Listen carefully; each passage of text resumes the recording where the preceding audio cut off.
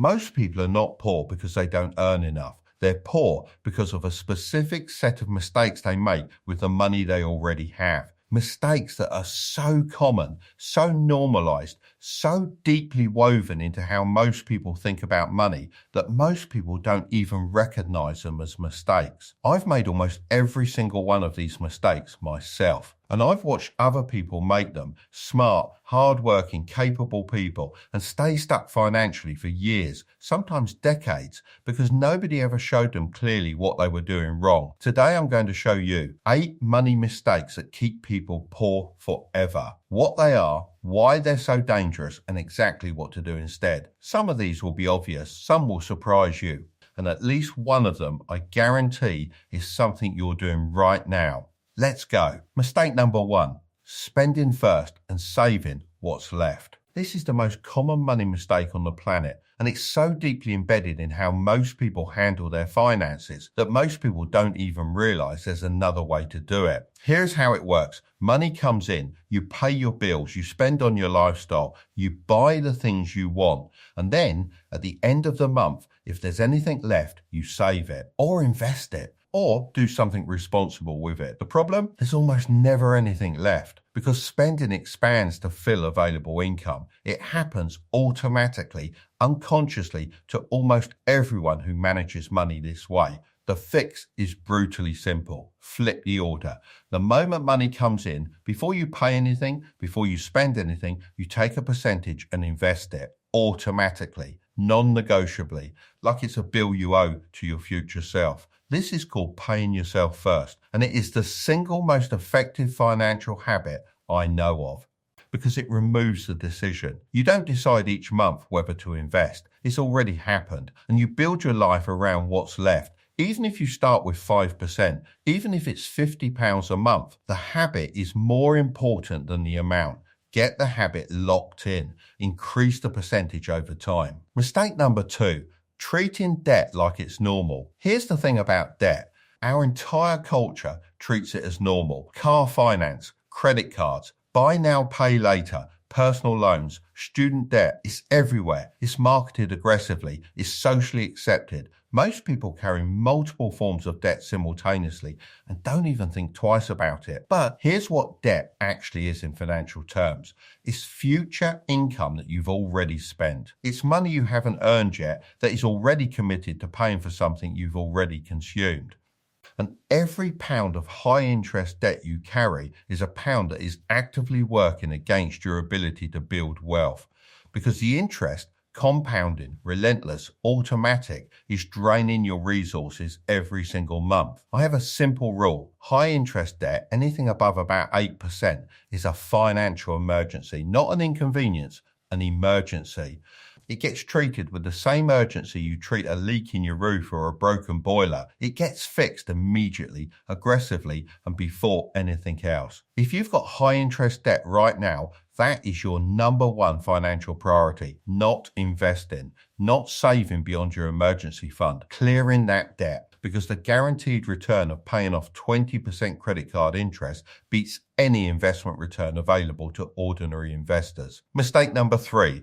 Lifestyle inflation. This one is sneaky and it gets almost everyone at some point. Here's how it works. You get a pay rise. Brilliant. But instead of investing the extra income, your lifestyle quietly expands to absorb it. Nicer flat, better car, more nights out, slightly more expensive everything. Your income went up. Your spending went up to match. Your wealth building gap stayed exactly the same. This is lifestyle inflation, and it's one of the most effective wealth destroyers in existence, precisely because it doesn't feel like a mistake. It feels like reward, like enjoying the fruits of your hard work, like you deserve it, and you do deserve to enjoy your increase in income. I'm not saying live like a monk forever. What I'm saying is this: every time your income increases, consciously decide what percentage goes to lifestyle improvement and what percentage goes to wealth building.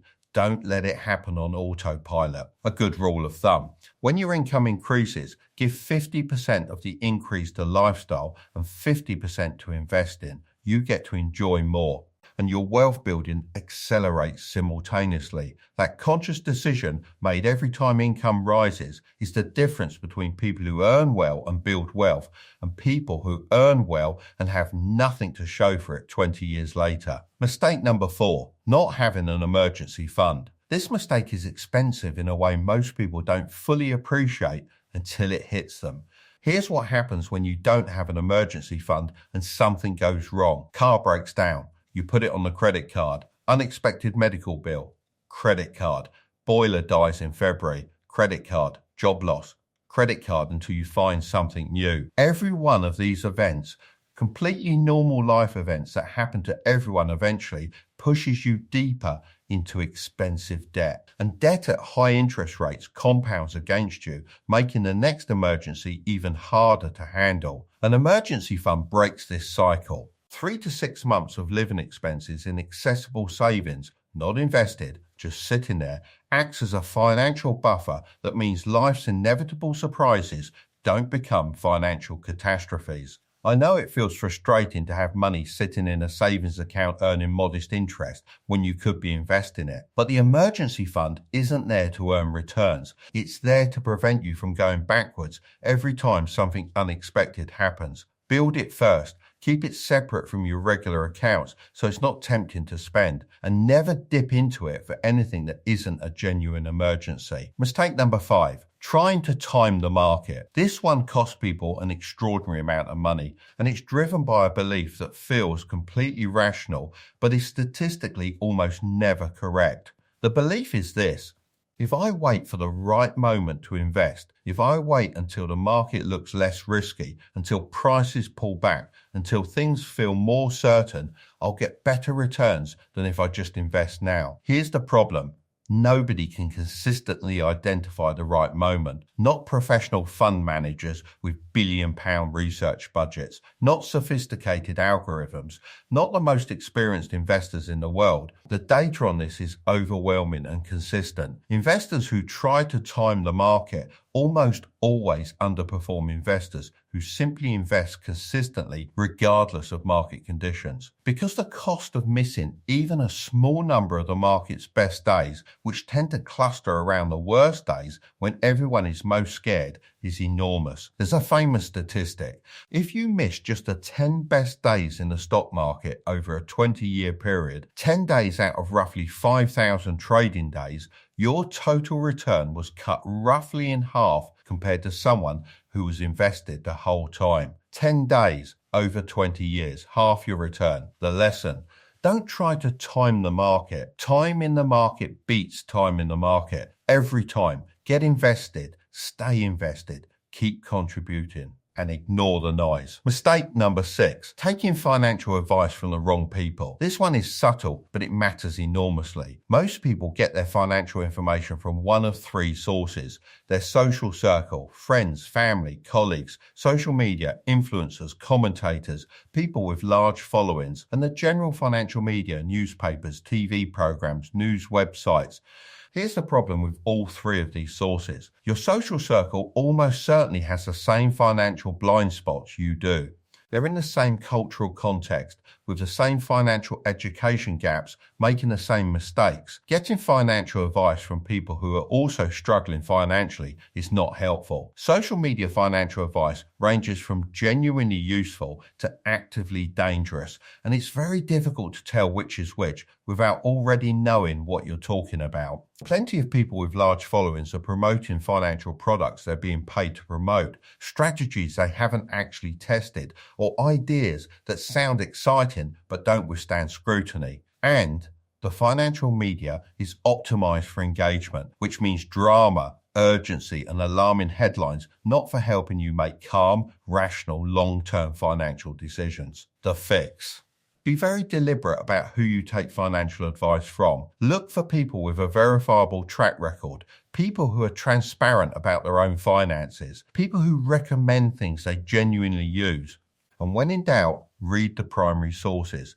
Books by people who've actually done it. Research from credible institutions, not someone's hot take on a 15-second video. Mistake number 7, not investing in yourself. Here's a mistake that most personal finance content completely ignores, and it might be the most expensive one on this list. Your income is the engine of everything. It determines how much you can save, how much you can invest, how fast you can build wealth. And your income is determined almost entirely by one thing: how valuable you are to the market. Most people treat their skills and knowledge as fixed. You go to school, you get a qualification, you get a job, and that's basically the level of value you offer for the rest of your working life, with maybe a few incremental promotions along the way. But your skills are not fixed. They're an investment, and they compound just like money does. Every skill you develop makes you more valuable. Every book you read on a subject that's directly relevant to your earning power is an investment that pays returns, potentially for decades. Every course, every mentor, every hour of deliberate practice in an area that the market values highly is adding to your earning capacity. I have never met a genuinely wealthy person who didn't invest heavily in their own knowledge and skills. Not one. The correlation between self-investment and financial success is about as strong as any correlation I've encountered in the real world. Set aside time and money every month for your own development, not vaguely, specifically. What skill, if you genuinely mastered it, would make you most valuable in the next 3 years? Start there, invest in it properly, and watch what happens to your income over time. Mistake number 8. Giving up too early. This is the silent killer of financial progress, and I've seen it happen to genuinely smart, motivated people more times than I can count. Here's how it goes. Someone gets genuinely motivated about their finances. They read the books, watch the videos, make a budget, start investing. Things are going well. And then 6 months in, a year in, nothing seems to have dramatically changed. The portfolio is growing but slowly. The debt is reducing, but there's still a lot of it. The side hustle is generating some income, but not the transformative amounts they imagined. And they give up, or they get distracted by something that promises faster results. Or they tell themselves that the approach clearly isn't working for them specifically. But here's the truth about wealth building. The results are not linear. They're exponential, and exponential growth is invisible in the early stages. For months, sometimes years, the progress is real, but not visible in a way that feels proportionate to the effort. And then, suddenly, it is. The compounding accelerates. The side hustle gains traction. The skills start commanding higher rates. The investments are large enough that the returns are genuinely meaningful. But you only get there if you stay in the game long enough to reach that inflection point. The people who build real wealth are not necessarily the smartest or the most talented. They're the ones who didn't stop, who kept going when it was boring, who kept investing when the market was down, who kept building when results were slow. Don't give up. The inflection point is real, and you only miss it by stopping too early. Right. 8 mistakes. Let me give you the antidote. 8 quick flips that turn each mistake into the right move. 1. Pay yourself first. Automate investing before you spend anything else. 2. Treat high interest debt as an emergency. Clear it aggressively before anything else. 3. When income rises, consciously split the increase between lifestyle and investing. 4. Build your emergency fund before investing. 3 to 6 months of expenses in accessible savings. 5. Stop trying to time the market. Get in, stay in, keep contributing. 6. Be ruthlessly selective about where you get financial information. Track records matter. Transparency matters. Primary sources over hot takes. 7. Invest in yourself. Set aside time and money every month for skills and knowledge that make you more valuable. 8. Play the long game. The results come, but only to the people who stay. 8 mistakes, 8 fixes, all of them available to you starting today. Look, nobody teaches you this stuff. Not properly, not honestly, not in a way that actually changes how you think and behave with money. The school system doesn't teach it. Most families don't teach it. And the financial industry has a financial incentive to keep it complicated, so you pay them to navigate it for you. But it's not complicated. It's just 8 mistakes made by most people in most countries at most income levels that keep wealth from building the way it should. You now know what they are. Spending first, normalizing debt, lifestyle inflation, no emergency fund, time in the market, bad advice sources, not investing in yourself, giving up too early. Pick the one you're most guilty of right now and fix that one first. Not all of them. 1. This week. Progress beats perfection every single time. If this video gave you something genuinely useful, subscribe to this channel. Every week I put out honest, practical content about building real wealth. No fluff, no nonsense, just stuff that actually works. Drop a comment and tell me which mistake hit closest to home. Be honest. The comment section is a judgment-free zone. I read every single one and I reply to as many as I can. I'll see you in the next one.